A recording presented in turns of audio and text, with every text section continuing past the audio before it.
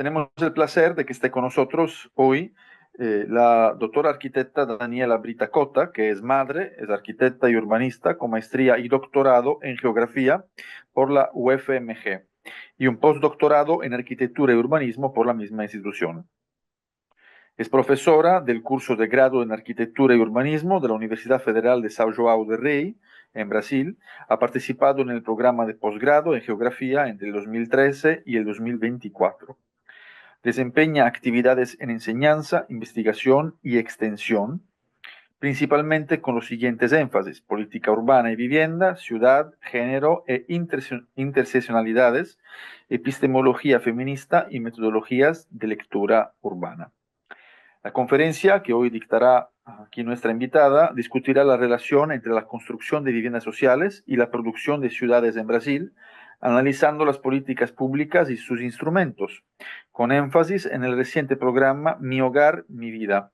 Se abordará cómo la política y la planificación urbana impactan en las condiciones de vida, especialmente de las mujeres de bajos ingresos, con el objetivo de reflexionar, a partir del caso brasileño, sobre los retos para la producción de ciudades más justas e igualitarias.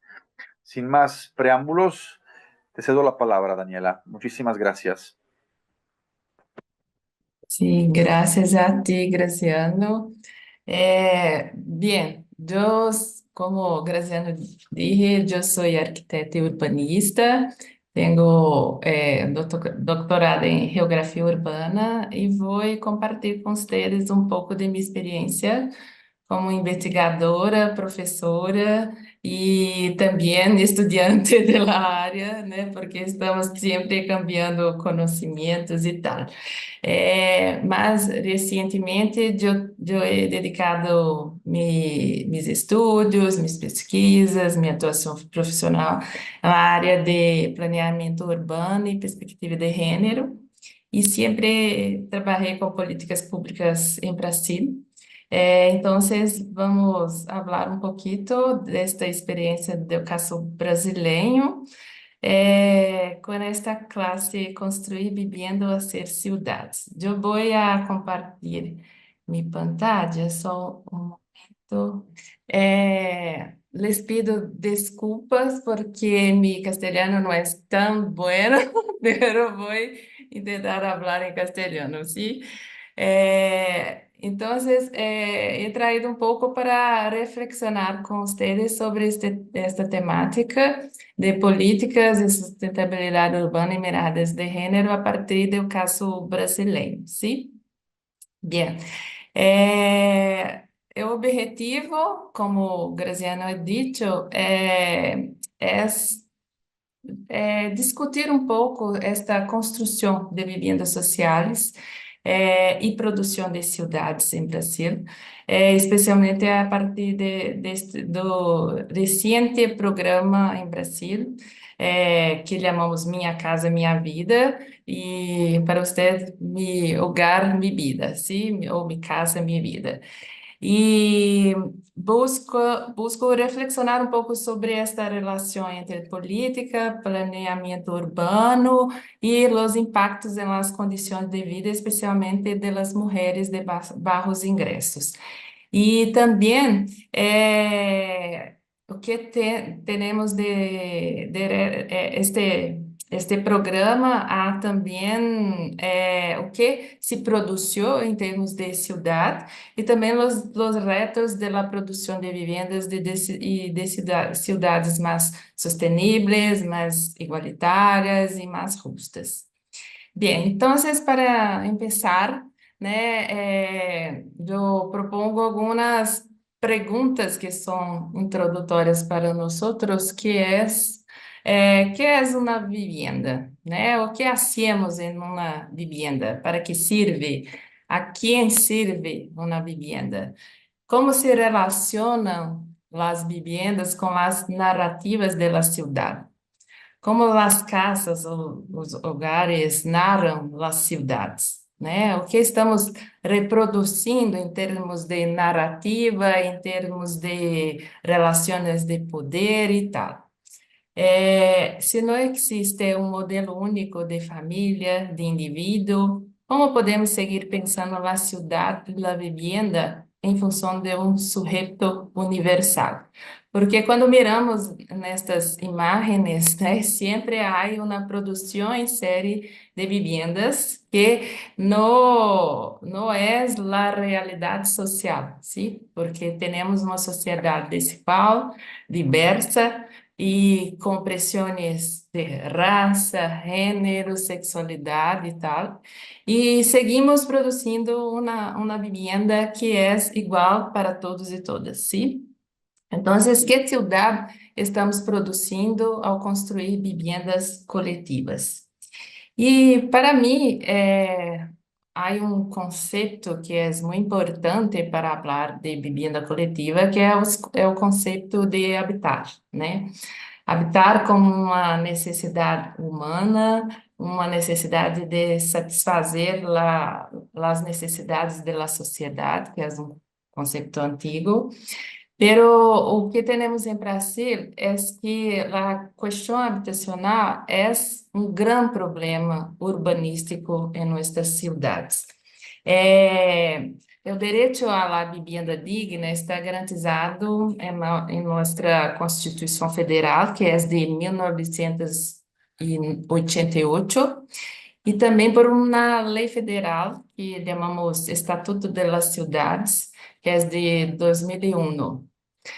Pero tenemos que ter em conta que o direito à vivienda é completamente diferente do direito à cidade, ¿sí?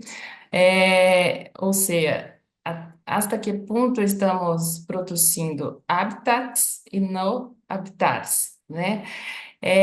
Segundo Lefebvre, que é um filósofo francês, que trabalha com esse conceito do direito à cidade, que é uma referência para nós outros. A vivienda é um dos fundamentos do direito à cidade, sim? Porque o direito à cidade é muito mais amplo que o direito à vivienda. O direito à cidade se refere à possibilidade de viver, de experimentar, de ser livre, de apropriar-se, de construir um habitat e um habitar. E também esta definição não coexiste com a óptica da produção capitalista do espaço, sim? E é o que há configurado e reconfigurado em la cidade de Brasil, este conceito. Então, para Lefebvre, é muito importante pensarmos que a participação e a possibilidade de apropriação do espaço urbano é condição para o direito à cidade, sim? Então, há uma grande diferença entre o que as políticas estão, né, produzindo, muito mais em direção à produção capitalista do espaço e no do direito à cidade. Então, o que temos em Brasil é uma produção muito mais de habitats e menos de habitares, né? Neste conceito de habitar mais amplo que é o conceito de Lefebvre. Então, o que temos são construção de viviendas sem produção de cidade, ou seja, estamos produzindo teto e quatro paredes, um abrigo, pero não produzindo cidades. As consequências são muito diversas, pero podemos falar de sempre de la mala qualidade de vida para as pessoas, a negação do direito à cidadania em la maioria, para a maioria das pessoas, pero sempre é pior para as mulheres. Incluso o programa Mi Casa Mi Vida, que se destina prioritariamente às mulheres, este programa é garantizado o acesso à la vivienda, pero não é alterado a condição de qualidade de vida para estas mulheres e para todos que vivem nestes conjuntos, sim? Então, o que vamos abordar nesta classe, para demonstrar um pouco isto. Bien, antes de hablar un poco sobre el programa Mi Casa Mi Vida, solo para listar un poco sobre la evolución de la política de vivienda en Brasil. Aqui está uma linha do tempo. Acá temos a primeira vez que o governo ha chamado para si a responsabilidade de promover vivienda social foi em los anos 40, no governo de Getúlio Vargas, com a fundação da Casa Popular. Pero la primera política efectivamente nacional es de 1964, en la época de la dictadura militar. E foi instituída com o Banco Nacional de Vivienda e o Sistema Financeiro de Vivienda Social. Este programa existiu em Brasil hasta a década de 80, quando foi extinto, e as ações de gestão de vivienda se passaram a outro banco nacional, que é a Caixa Econômica Federal.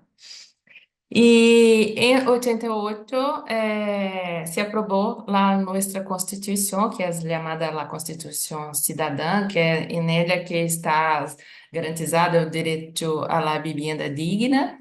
Depois, o Estatuto das Cidades de 2001, que regulamentou os princípios constitucionais. Em 2002, temos o primeiro governo de Luiz Inácio Lula da Silva, que foi quando se impulsionou, de hecho, a política de vivienda, uma nova política de vivienda, com a instituição do Ministério das Cidades, em 2003, com uma nova política de vivienda em 2004 e com a Lei Nacional de Vivienda Social de 2005. Pero estava tudo caminhando muito bem, começou o segundo governo Lula da Silva, pero começou em 2008 uma crise econômica mundial. E em 2009, toda a política que se havia desenhado em Brasil se resumiu, foi substituída solamente pelo programa Mi Casa Mi Vida, que é um programa que dá poder às construtoras do mercado imobiliário para produzir vivienda social em Brasil. E este programa funcionou, ocorreu de 2009 até 2016, quando ocorreu o golpe contra o governo Dilma Rousseff em Brasil. A partir de 2018, temos retrocesso na política de vivienda com o governo de ultradireita de Bolsonaro, e que chegou a substituir o programa Mi Casa Mi Vida por programa que se chama Casa Verde e Amarilla, pero não teve atuação excessiva no território nacional. E agora estamos no terceiro governo de Lula, e em 2023 foi relançado o programa Mi Casa Mi Vida. E vou falar um pouquinho sobre este programa. Pero é importante destacar que a trajetória da política de vivienda em Brasil sempre ha dado prioridade à quantidade de las viviendas e não a sua qualidade, ¿sí? E sempre ha trabalhado um sujeto estándar em la formulação de política, ou seja, a perspectiva de gênero é praticamente inexistente na política pública de vivienda em Brasil. E também não resolveu o problema da vivienda para os segmentos de baixos ingressos da população. ¿Sí? Outra coisa que também temos nessa trajetória, né, é que sempre a vivienda sempre foi a perspectiva que está por trás da produção de vivienda em Brasil, sempre foi da forma como o heteropatriarcado generou a caça, né? Se como refúgio moral para generar corpos para o trabalho. Se pires a um ninho ou uma ninha para dibujar o que é uma casa, sempre a narrativa que se demonstra para nós outros sempre é la casa, la vivienda papá, mamã e Rito, né, que é uma homogeneização de uma experiência humana e urbana de cidade, sim? Entonces, si perguntamos qual é a pedagogia do espaço, o que estamos reproduzindo em termos de roles sociais e tal, o que vimos é que há uma reprodução de papéis sociais que oculta múltiplas formas de resistência em particular aquelas que questionam as lógicas do capital e do patriarcado. Então, quando homogeneizamos o desenho de uma casa, como homogeneizamos a forma de fazer projetos de vivenda, estamos também reproduzindo uma narrativa que é hegemônica, pero não é a realidade de nossa sociedade. Então, é algo que também questionamos, né? Até que ponto, né? O que está por trás destes dibujos, destes desenhos, né? O que ocultam em termos de relações de poder. Bem, então, o que temos é uma necessidade de pensar a diversidade de corpos, de sujeitos, né? E também das ações vinculadas à política de vivenda para viabilizar o direito à cidade no dizer de Lefebvre. Então, quando pensamos nisto, é muito importante que passamos, temos que pensar, né, em las mulheres, na vida cotidiana e que disto é importante para a política de la vivienda. Então, por que é importante, sim, pensarmos nisto? Então, é importante recordar-nos que o trabalho reprodutivo realizado por as mulheres guarda uma certa intimidade com o lugar de habitar, ¿sí? Então, os cuidados que a maioria das mulheres, que recaem sobre a maioria das mulheres, que são os cuidados com o ninho, o cozinhar, o cuidado com ancianos, lavar a roupa e tal, né? Tudo se hace em la casa, em la vivienda, ¿sí? Então, é desde ali que se desempenha a vida cotidiana. E a partir de ali se estabelece relações de cuidado também com o bairro, a cidade e tal.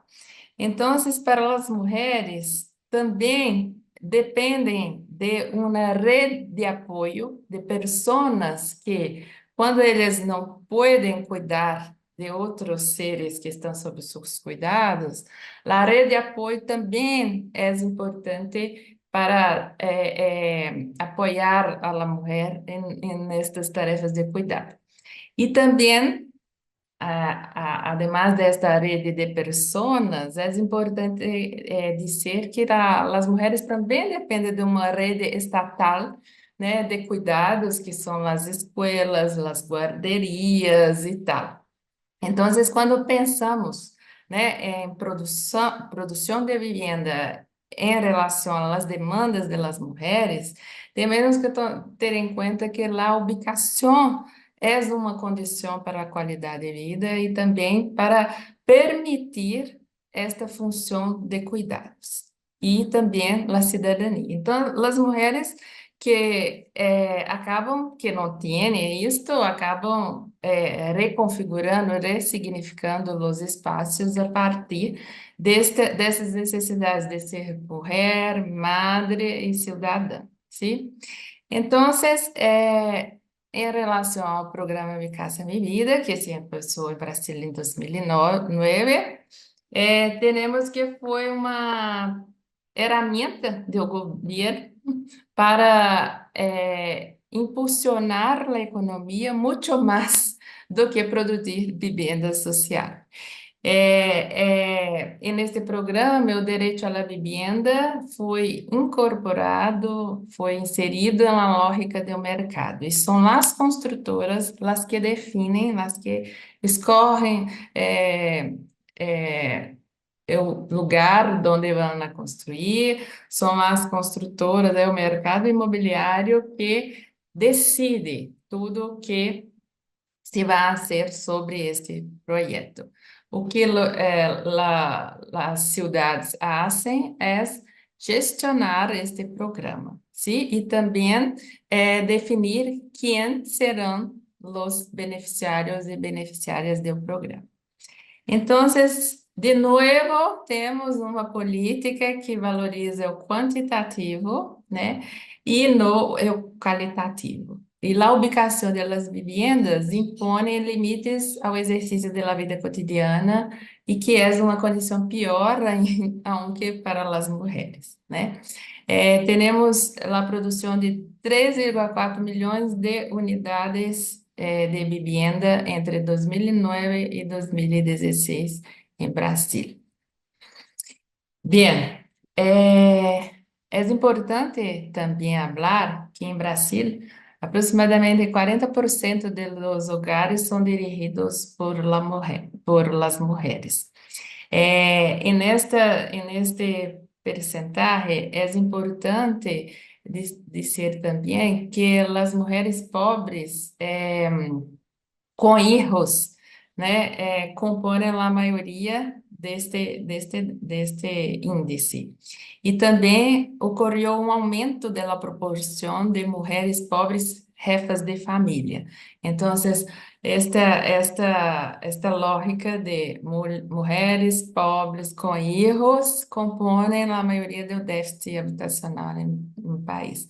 Agora, em 2025, esse déficit aumentou para 62%, mais de 62%, né, dos lares que compõem o déficit são dirigidos por mulheres. Então, ocultar este dado é um equívoco muito grande, e as políticas seguem ocultando esta realidade. Además, as mulheres tienen uma doble jornada laboral, ¿sí? Porque tiene o trabalho produtivo e o trabalho reprodutivo de cuidados. Então, a maior carga doméstica continua a cargo das mulheres. Em Minas Gerais, que é minha província, a diferença entre mulheres e homens é cerca de 12 horas a mais para as mulheres. A média de Brasil são 10 horas a mais, pero em Minas 12 horas. Então, todas as regiões de Brasil, que este gráfico nos mostra, a carga doméstica, né, maior é sempre da mulher. E são as mulheres também que, por conta das tarefas de cuidados, também se desplazam mais por o território da cidade. Tem desplazamento fragmentados, né, de distâncias que variam entre curtas e largas, dependendo de onde estão os equipamentos que necessitam, pero sempre se desplazam mais e também de forma mais fragmentada no território. É importante também dizer que a desigualdade se expressa também no Brasil em função da raça e não só em função do gênero. Então, podemos dizer que são as mulheres negras e mestiças as que mais sofrem as limitações no uso de uma cidade projetada bajo a ótica patriarcal e masculinizada, né? São elas que ganham menos, né? Têm piores qualidades de vida, então são elas que mais sofrem as condições da cidade. Então, lá o perfil das beneficiárias como é o programa Mi Casa Mi Vida, né? Um dos princípios é dar a titularidade para a mulher, né? A maioria que foi beneficiada por este programa são mulheres negras e mestiças, pobres com hijos, sim? O que é um avanço em la política de vivienda em Brasília, sim? Porque as mulheres pobres se encontram em uma situação de maior vulnerabilidade, com menor acesso potencial à cidade. A lei, né, como eu disse, é a priorizada da titularidade, e isto é importante também porque dá uma certa autonomia e empoderamento às mulheres, especialmente em caso de violência doméstica. Porque antes desta lei, né, a titularidade era somente para os homens, e em caso de divórcio, de qualquer coisa, a mulher não podia sair de casa, porque se quedava presa a seu companheiro, porque não tinha onde ir, para onde levar seus filhos e hijas. Então, essa titularidade é importante, mas veremos que não é suficiente, sim?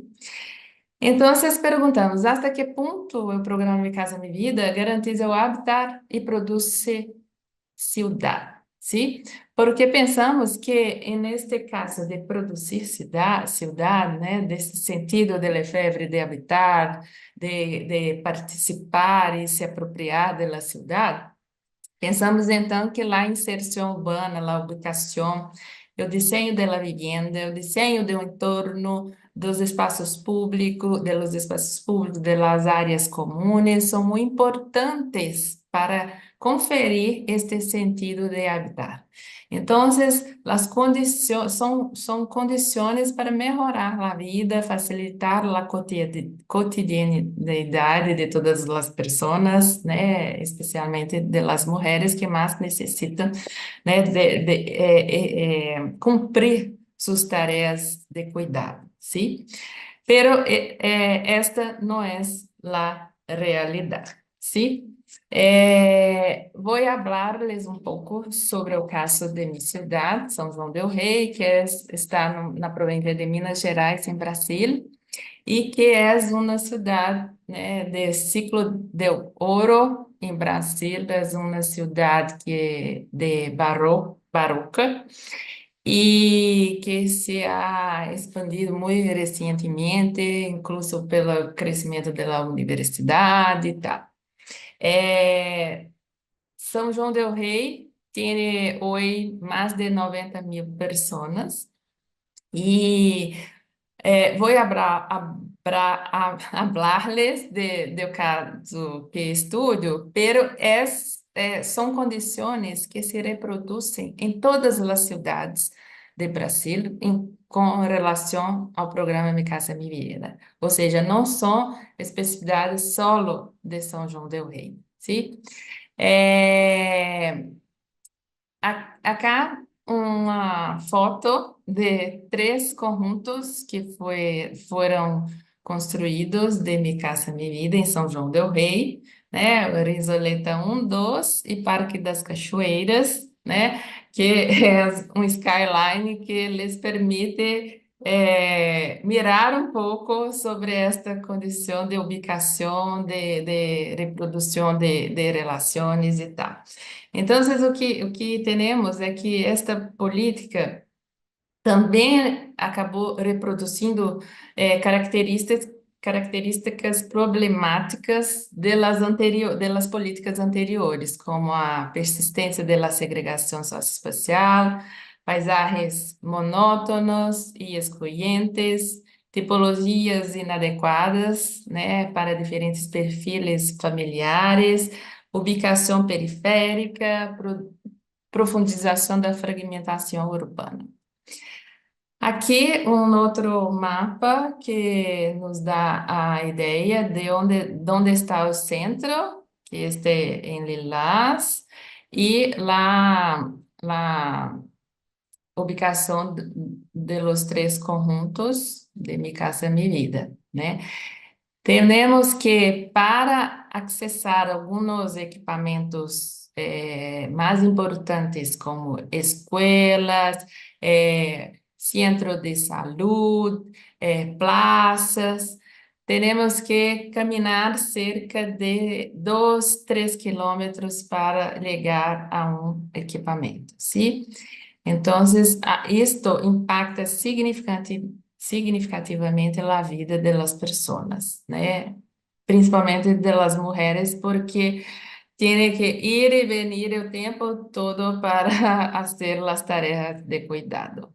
Aqui outra imagem que nos permite também mirar um outro ângulo da cidade. Então, o que de paisaje monótono, de la segregação, aí tudo está muito lejos, né? Não há comércio, não há escola, não há centro de saúde e tal. E, como disse também, não é uma especificidade de São João del Rei, é sempre, mi casa, mi vida em Brasil, sempre estás com esses problemas de mala ubicação, sim? E isto impacta na vida das pessoas. Por exemplo, uma entrevistada me disse, dejé de ir allá donde vivía. A veces no hay dinero. Tengo para ir, pero no tengo para volver. E me encanta ir ali. Sí, porque está em um topo da montanha e há solamente uma linha de autobus que leva hasta lá e o preço é caro. Então, muitas vezes não têm dinheiro para pagar, né, o ticket de autobus. 67% das mulheres deixaram de frequentar lugares ou ter contato com pessoas amigas e parentes em função da distância. 17% deixaram de sair por la noite e têm medo da violência. ¿Sí? Este mapa também nos mostra a distância para percorrer hasta o centro da cidade, que é onde estão a maioria de los comércios, de los serviços urbanos, de bancos e tal. ¿Sí? La mala ubicação e custos com transporte. Não há nada cerca, não há supermercado, não há uma farmácia, não sobra dinheiro, ao contrário, porque temos que estar indo e vindo. Meus gastos de transporte aumentaram. Antes não os tinha. Aqui assumimos outros custos, tudo se complicou. ¿Sí? Então, se paga muito pouco por la vivienda, pero se paga mucho para vivir en este lugar, ¿sí? Entonces, la vivienda es algo que les da seguridad, pero ha piorado muitas vezes a condição de vida para as mulheres. Dejé muitas coisas que solía hacer por la noite. Tenho muito medo de chegar aqui depois das 22:30. E também o autobus que serve os conjuntos circula hasta as 23 horas. Então, se um hijo se queda enfermo por la noche, não tem como ir hasta o centro de saúde, sim? Tem que ir a pé ou pagar um Uber, enfim, outro custo para acender a este equipamento. Outra observação é que os desplazamentos entre a vivienda e o lugar de trabalho produtivo, né, aumentaram a 2, 3, 5 vezes mais do que estavam acostumbradas a ser os desplazamentos. Então, o desplazamento rojo é a larga distância que tem que fazer todos os dias até o ponto de trabalho. ¿Sí? Entonces, esse tempo de desplazamento ha aumentado para a maioria das mulheres, variando entre 2 a 5 cinco vezes mais para aceder ao trabalho produtivo, o que aumenta o custo de transporte. E pensamos que a maioria são mulheres pobres, negras, com filhos, né? Ou seja, nunca estão solas, né? Sempre estão ou com um anciano ou com um filho. Então, esse custo de transporte aumenta mais ainda. Então, né, salgo com meus filhos a passear e lhes digo: preferem um refrigerio ou ir em coletivo? Comprar um pão para levar a casa ou ir em coletivo? Porque não há dinheiro para pagar as duas coisas, ¿sí? Então, têm que optar, ou vão no autobús, ou se come algo para quedar-se com a barriguita, né, llena, e aí vamos a pé, né? Então, são coisas que se passam com a cotidianidade. Com relação ao desenho da vivienda, o conjunto Risoleta 1 tem 440 viviendas e Risoleta 2 mais 200 e todas iguais, sempre neste dibujo, né, de sala, dos dormitórios, um banho, uma cozinha e um espaço que é para lavar, secar, passar a roupa, que não é possível porque não cabe nada, não é possível duas pessoas nesta cozinha, sim, é muito pequena, enfim. E há um outro problema também, que é o sistema construtivo, que é uma mampostería estrutural, que não permite também usar as paredes de la vivienda. Então, é outro problema porque não pode adaptar as coisas em relação ao sistema construtivo. Então, há uma ausência de flexibilidade e também o sistema estrutural dificulta a adaptação dos espaços interiores, o que repercute negativamente no cotidiano das famílias. As famílias que têm mais de quatro pessoas têm muita dificuldade de adaptar-se neste modelo de vivenda. Aqui uma frase: tenho três ninhas e um ninho. O ninho dorme na sala, as ninhas no dormitório, e a pequena dorme comigo. A cozinha é muito estreita. Quando lavo roupa, não posso fazer nada na cozinha, não posso cozinhar. Então, não permite que o trabalho reprodutivo também se hace com qualidade. Não, isso não é possível, sim? Então, o projeto da vivienda nos permite diferentes formas de configuração. Aqui são algumas adaptações que as pessoas fazem para viver. Por exemplo, na primeira foto, a persona sacou o tanque de lavabo da cozinha e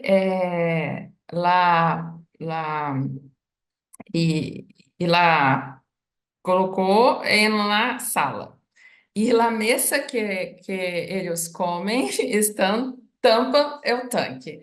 Quando se vai lavar a roupa, se arregla a mesa e se lava a roupa. Então, são adaptações porque na cozinha necessitava mais espaços de guardado para guardar comida, materiais de limpeza e tal, sim? E também não há lugar para secar a roupa. É muito pequeno, um espaço deste tamanho. Então, se tem cinco pessoas em la vivienda, como não há espaço para colocar a roupa para secar, sim? Então, utilizam o cercamento do conjunto para secar a roupa.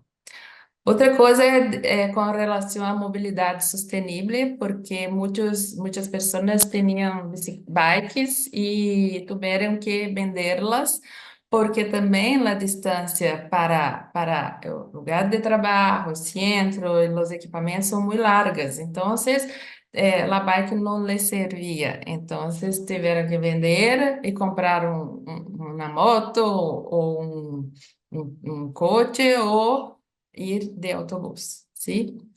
Hay também uma ausência de planificação das áreas comuns e espaços livres de conjunto, né?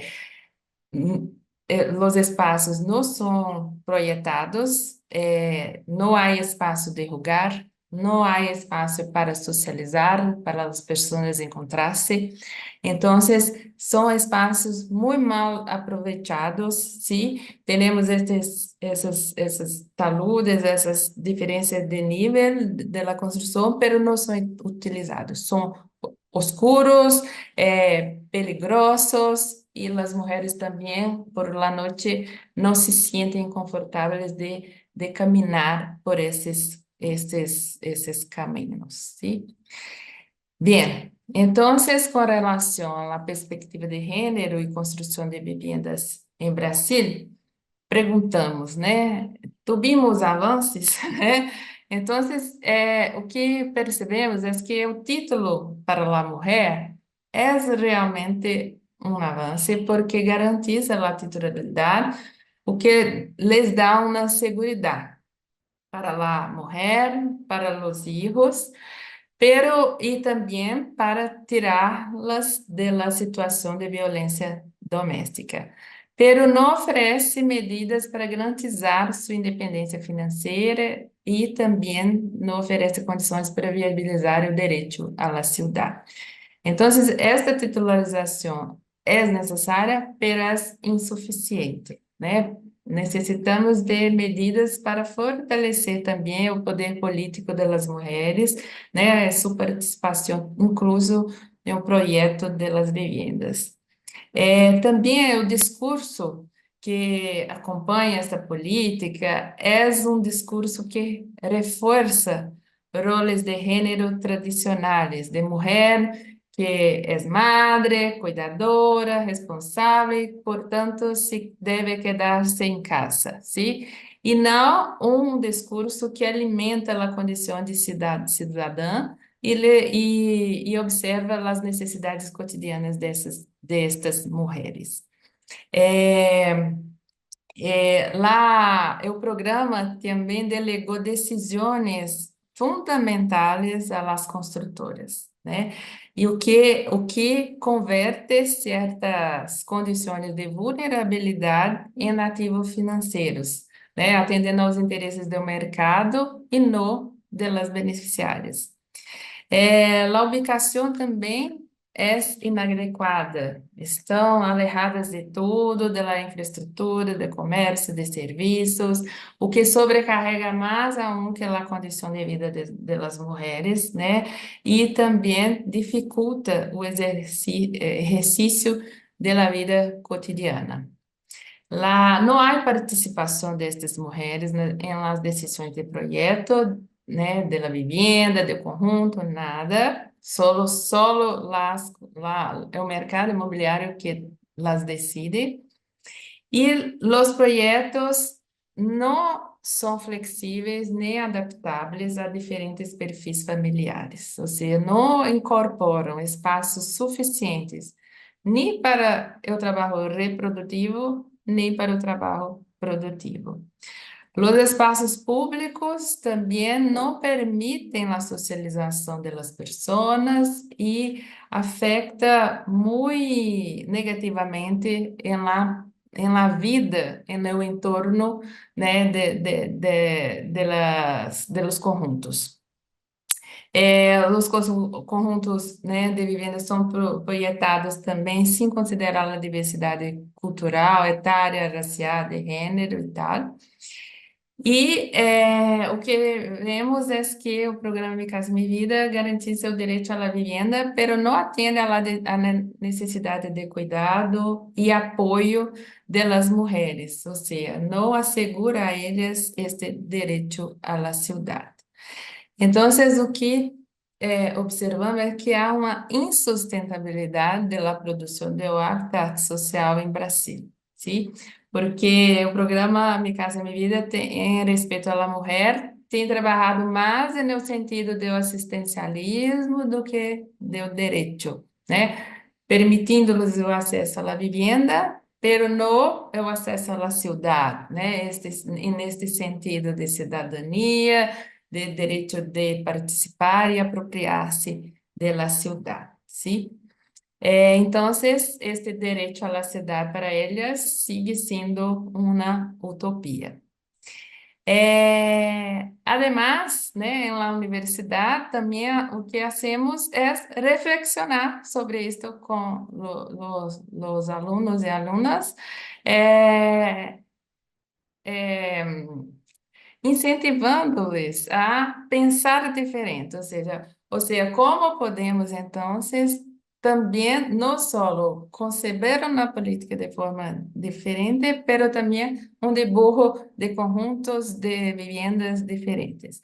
Não vou falar muito sobre isto, mas só mostrar algumas de las coisas que temos trabalhado, que é incentivando sempre a melhor ubicação das viviendas, trabalhando a diversidade, os espaços públicos, a vida comunitária, incentivando a economia solidária, que é uma característica muito típica das comunidades de mulheres pobres, negras, mestiças em Brasil, na necessidade que têm que trabalhar e cuidar dos filhos, então têm que trabalhar em casa, então necessitam também de espaços para vender o que produzem e tal, mas com um outro sentido que é a coletividade, sim? Sempre essa rede, incentivar a rede de mulheres que se formam em las comunidades periféricas de Brasil. Então, são alguns projetos que nos incentivam a pensar sobre esta ubicação e como trabalhar também esta interface entre público, privado, entre casa e cidade, sim? E para finalizar, né, reflexionando sobre a vivenda como projeto urbano, né?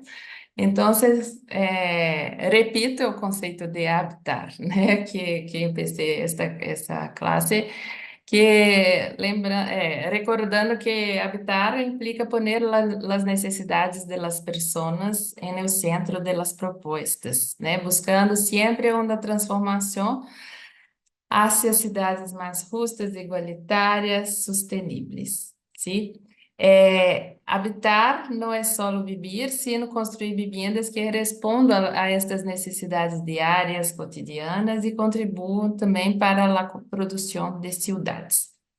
A vivienda coletiva como projeto urbano que é necessário abordar a vida coletiva como parte, a vivenda coletiva como parte da cidade, né? Como um lugar para habitar, para, né, a ser como nosso lugar, o lugar das pessoas construírem, né, memórias, afetividades, né, e também planear o futuro. E que cumpram com valores simbólicos também de privacidade, sociabilidade, individualidade e coletividade, sim? Então, produzir uma habitação, né, uma vivenda social é mais complexo que imaginamos, né?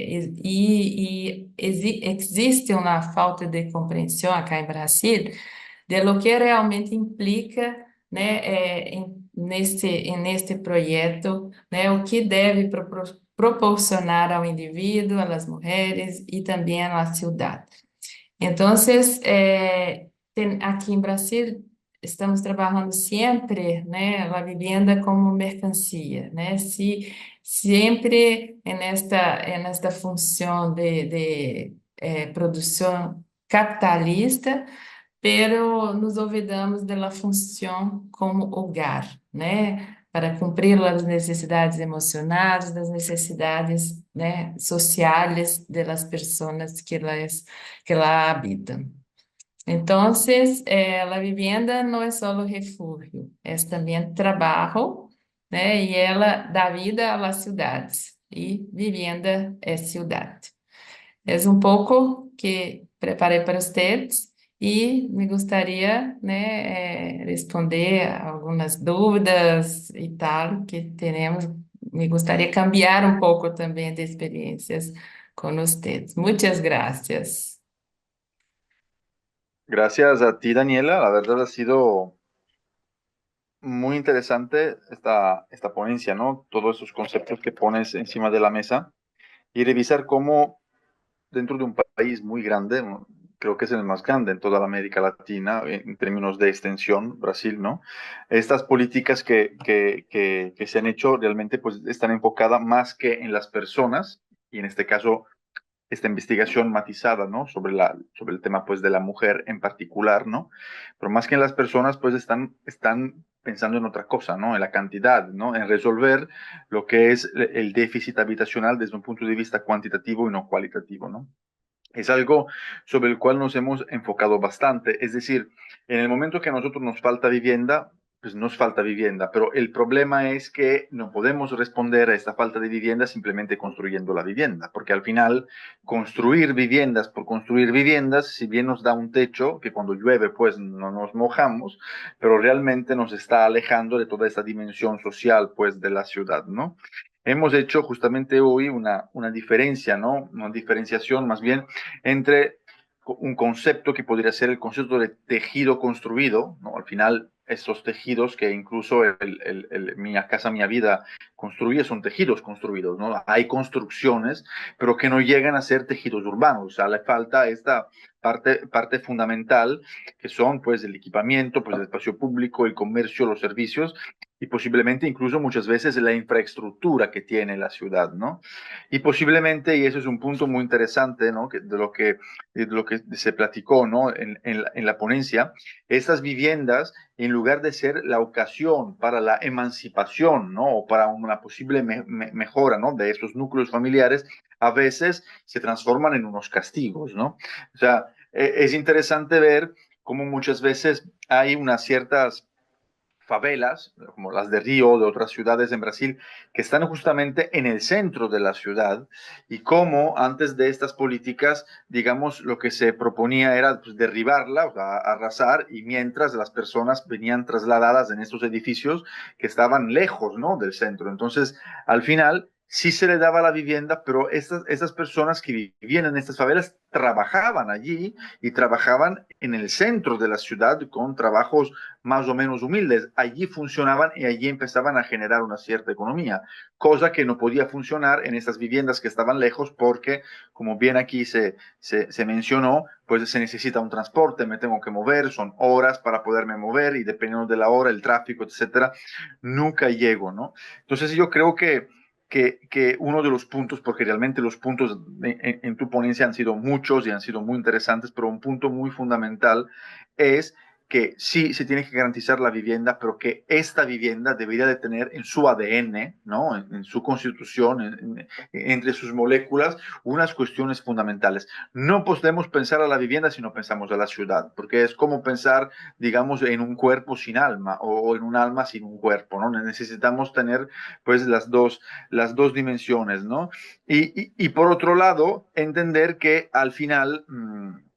que por cierto, los prototipos de estos que estaban diseñados aquí en este programa de Mi Casa, Mi Vida, 37 metros cuadrados, dos habitaciones increíbles. Es decir, diseñar esto es lo mínimo de lo mínimo. Eso es inhumano. O sea, yo creo que las personas que han diseñado esos prototipos no vivirían dentro de esos prototipos porque ni siquiera se pueden utilizar. Uno puede entender los 36, los 40 metros cuadrados para una pareja o una vivienda temporal, pero para una o dos personas, pero no para cuatro o cinco personas. Esto es inhumano. O sea, esto debería de estar castigado por los derechos el derecho del hombre, ¿no? El derecho pues de las personas, ¿no?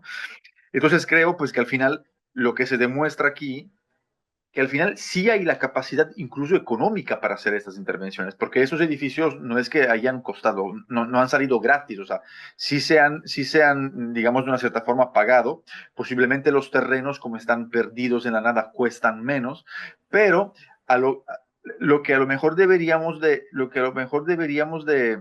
asumir como una realidad, digamos que lamentablemente es así, es que posiblemente por un lado, nunca vamos a solucionar de manera definitiva el problema del déficit de vivienda, es decir, siempre desde un punto de vista cuantitativo nos faltarán viviendas, es decir, no, nos faltarán 10, 15, 20, 30, no sé, pero por otro lado, ¿no?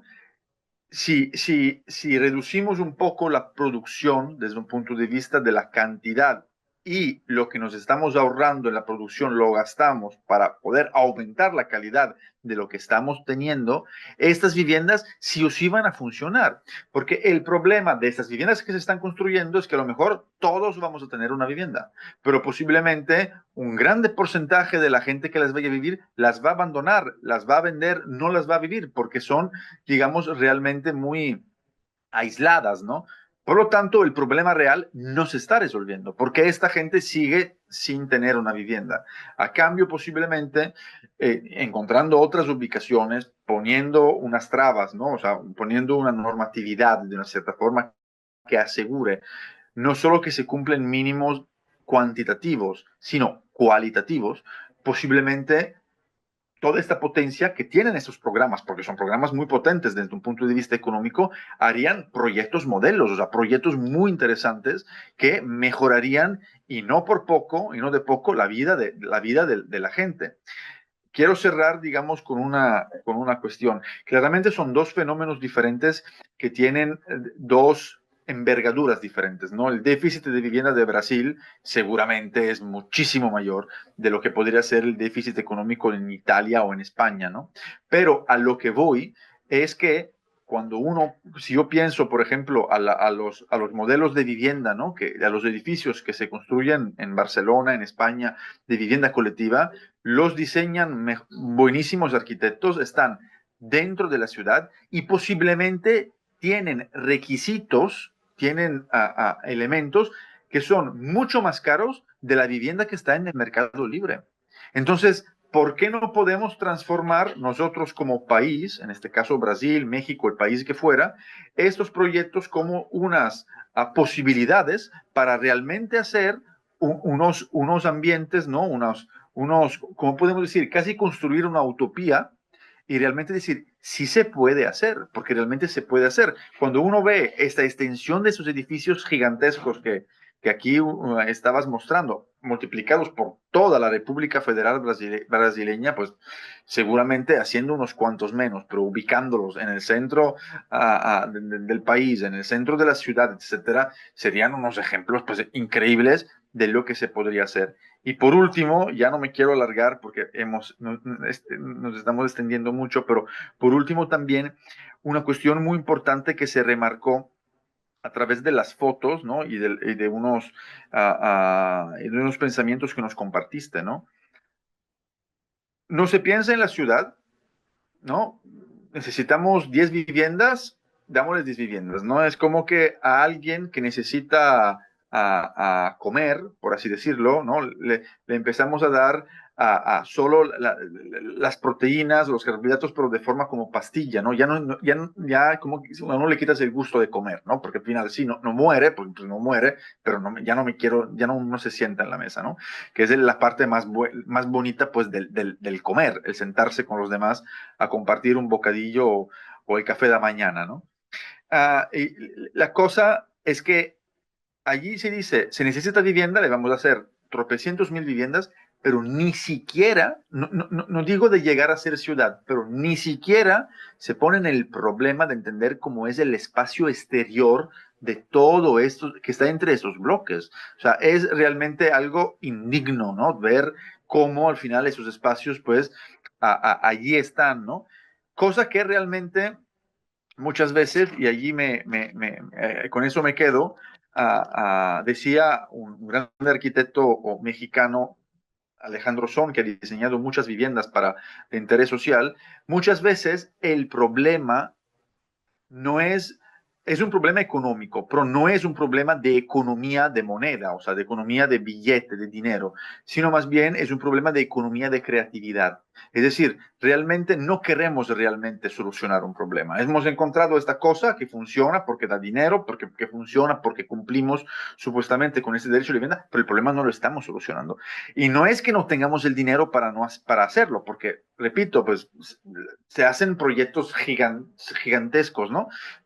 Posiblemente es que no hemos pensado el cómo sí, ¿no? Entonces nos quedamos como con las cosas a medias. Muchísimas gracias, Daniela. La verdad ha sido muy sugerente pues tu intervención. Gracias, Graciano. ¿Puedo solo comentar un Sí, poco? sí. Solo que hablaste es que hay acá siempre las políticas siempre trabajan el concepto de propiedad privada, ¿sí? Privada esto es un problema, porque no es solamente esta forma de vivienda que tenemos para producir. Outra coisa é que o solo urbano também é propriedade privada, né? É um pouco diferente de Barcelona, que tem muito solo público. Acá não, tudo é privado. Então, o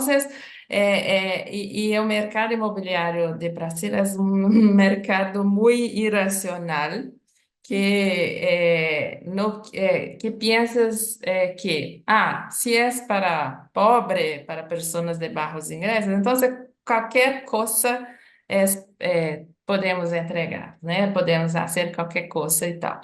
Entonces es terrible, porque yo me olvidé de comentar también que las mujeres de estos conjuntos, ¿no? Todas tomam pastilhas, porque todas se han quedado depresivas, ¿sí? Entonces, es otro problema, ¿no? Entonces, no hay tejido urbano, no hay ciudad, no hay relación social, y el problema se reproduce, ¿no? Con toda la crítica que tenemos, el problema va a repetir novamente, ¿sí? Esto que es muy triste, ¿no? Porque tenemos libros, libros e livros escritos sobre esto y estamos repitiendo un poco los mismos problemas, ¿sí? Pero vamos a pensar que un día las cosas van a cambiar y tal, ¿sí? Pero me gustaría agradecer a usted, Graziano, por la oportunidad, agradecer a ustedes que están acá, né? Gracias por la atención. Y estoy disponible para cambio de experiencias, para email y tal, cualquier cosa, solo contactarme que podemos hablar y hablar, porque me gusta mucho hablar. Sí, muchas gracias. Es interesante, Daniela, este enfoque que nace a partir de esta investigación que nos presentaste, porque nos demuestra realmente que muchas veces con el afán de resolver determinados problemas, ¿no? A veces lo complicamos aún más las cosas, ¿no? Porque, digo, yo no soy experto en políticas públicas de vivienda en Brasil, pero recuerdo que antes del programa Mi Casa, Mi Vida, pues había otro programa que era el Favela Bairro, ¿no? Allí en Río de Janeiro, que abordaba la problemática, digamos, de una forma diferente. Posiblemente no ha sido un programa como este tan masivo, ¿no? Pero había un entendimiento de que pues existen las favelas, ¿no? En este caso, pues son viviendas, digamos, marginales, ¿no? En lugar de demoler la favela, mover la gente, vamos intentando pues reconocer la favela como uno de los muchos fragmentos de la ciudad y actuamos dentro de la favela. Por lo tanto, el tema es que nosotros arquitectos, nosotros políticos, nosotros administradores, o sea, los demás, quienes no viven la decadencia de la favela, tenemos que cambiarnos de lentes, ¿no? Y empezar a estudiar formas que a lo mejor no son las formas de la arquitectura formal, sino de la arquitectura informal, para poder actuar es otro tipo de medicina, es otro tipo de cura, es otro tipo de médico que necesitamos para resolver este tipo de problema, ¿no? Y posiblemente Mia Casa Mia Vida eso no lo ha entendido. Mia Casa Mia Vida dice, pues falta tanta vivienda, pues vamos a construir miles de viviendas. Es interesante también ver que yo fui a visitar Río de Janeiro como Sao Paulo. En el centro de esas ciudades hay miles de edificios vacíos, que están allí, degradados. Cuando uno podría decir, a ver, cambiamos la normatividad, al dueño del edificio le decimos, si no lo arreglas, me estás causando un daño de imagen, de degrado, pues te lo voy a expropiar o me tienes que dar una parte. Lo transformamos y hacemos departamentos, pues, para la venta o para lo que sea, pero de interés social. Es decir, creo que este problema tan masivo de la vivienda, que es un problema real, no, estoy diciendo que no exista, es un problema que nos ataña y que tenemos que resolver, posiblemente con un poco más de creatividad, ¿no? Entendiendo pues cuáles son los límites y entendiendo que el país tiene que jugar un rol muy importante, la política y la administración, o sea, al final se entiende que es de la propiedad privada, pero sabemos que cuando las cosas se quieren hacer legalmente se hacen, o sea, se encuentra la forma de hacerlas. Entonces, al final, pues vamos a aprovechar. Hay personas que necesitan viviendas, hay edificios deshabitados, ya están construidos los edificios, o sea, no van a caber todas las personas, pues no, algunas a lo mejor ni siquiera van a querer ir por allá, pero tenemos una posibilidad. Entonces, posiblemente, pues hay unos centros que se empezarían a rehabilitar y a revivir. Creo que nos tenemos que poner muy creativos y creo que estas investigaciones, esta investigación como la investigación que tú nos presentaste hoy, Daniela, realmente son muy necesarias, porque muchas veces nosotros arquitectos y arquitectas pues nos quedamos en la parte simplemente del diseño de la vivienda y que si el huerto urbano y la azotea y todo eso, cuando a cambio hay unos problemas realmente muy trascendentales que son estos, que hay gente que no tiene vivienda, o sea, no hay. Entonces, tenemos que entender pues que tenemos que construir vivienda y tenemos que ser buenos diseñadores de vivienda para que no se hagan estos problemas, o sea, para que realmente se genere ciudad, para que lo que vayamos construyendo realmente mejore las cosas y no la empeore. Porque realmente, viendo mi mamá toda la vida que tiene que tomar pastillas, ¿no? Si yo fuera un habitante de estos conjuntos, tomar pastillas para la depresión, ah, un poco me encabronaría, me explicó, o sea, sí me pondría violento en contra de la sociedad. O sea, al final estos conjuntos, en lugar de ayudar, pues empeoran lo que es la división social. Por lo tanto, pues seguramente o posiblemente hay, digamos, estadísticamente, pues puede ser muy probable que en lugar de dedicarme a ir a la universidad, pues mi universidad yo la encuentre en otro lugar y posiblemente pues vaya haciendo cosas que no sean tan, por así decirlo, buenas para mi desarrollo personal y para la comunidad. Y esto son esas políticas, ¿eh? Porque al final sí están dando el techo, pero están construyendo posiblemente pues un violador, un asesino, un ladrón, o yo qué sé, algo, porque vivir en estas condiciones es inhumano, o sea, realmente no es algo, no es algo que está bien, ¿no? Por lo tanto, qué bien que se hacen estas investigaciones con este enfoque, en este caso de género sobre el rol de la mujer y todo, porque nos muestran pues un escenario que es muy crudo, o sea, no es nada bonito, digamos, ¿no? Pero bueno, tendremos que trabajar para mejorar las cosas y es por esto que estamos aquí. Sí, y es también solo un comentario que este tipo de política que usted ha hablado, né, de aprovechar los edificios vacíos y tal, fue una política acá que no fue bien sucedida porque incluso el ente federal, la Unión del gobierno federal tenía edificios vacíos y no trabajó estos edificios para las personas de bajos ingresos. Por ejemplo,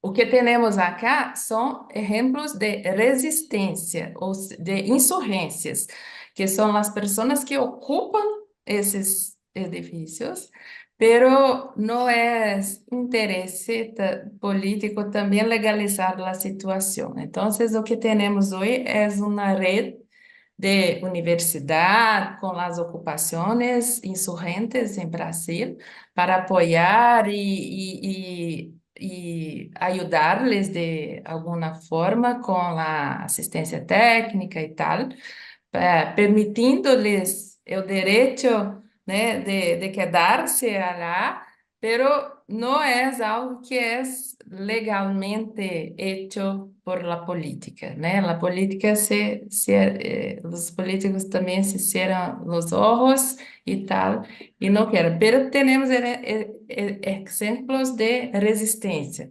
pero não de política, ¿sí? Bien sucedidas em Brasil. Então, esse é outro.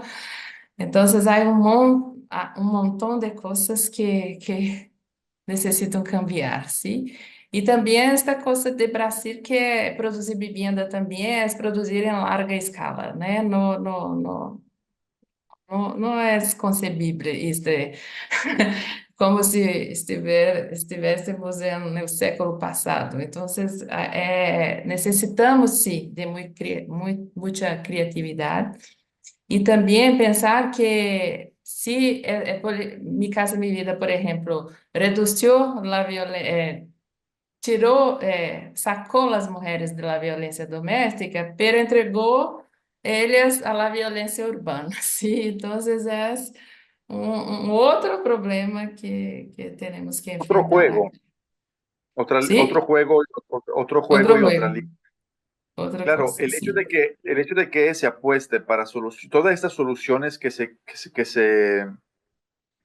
son, digamos, por así decirlo, como monofuncionales, es decir, todo el problema del déficit de la vivienda lo queremos resolver a través de la construcción de vivienda nueva, y vivienda que tiene estas características, tiene un riesgo, que si nos equivocamos a gran escala.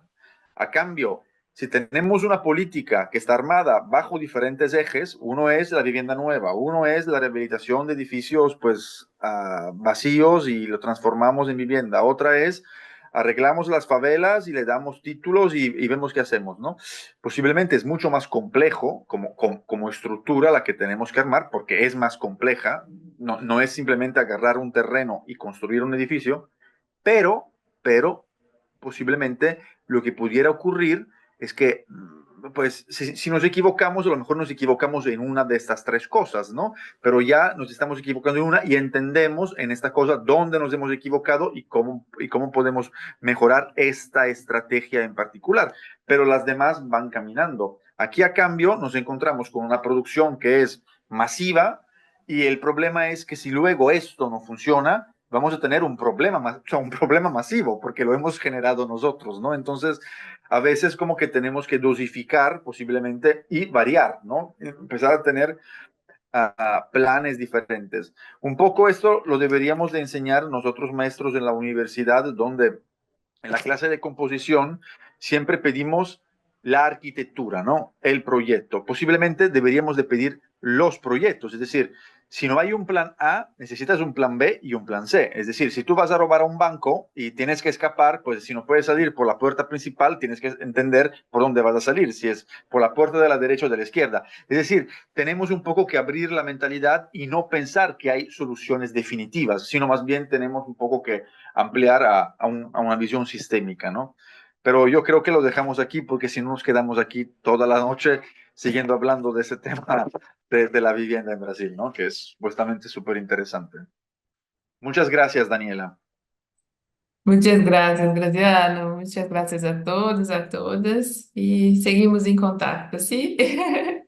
Perfecto. Gracias. Gracias. Gracias a ustedes. Hasta luego. Adiós. Hasta luego.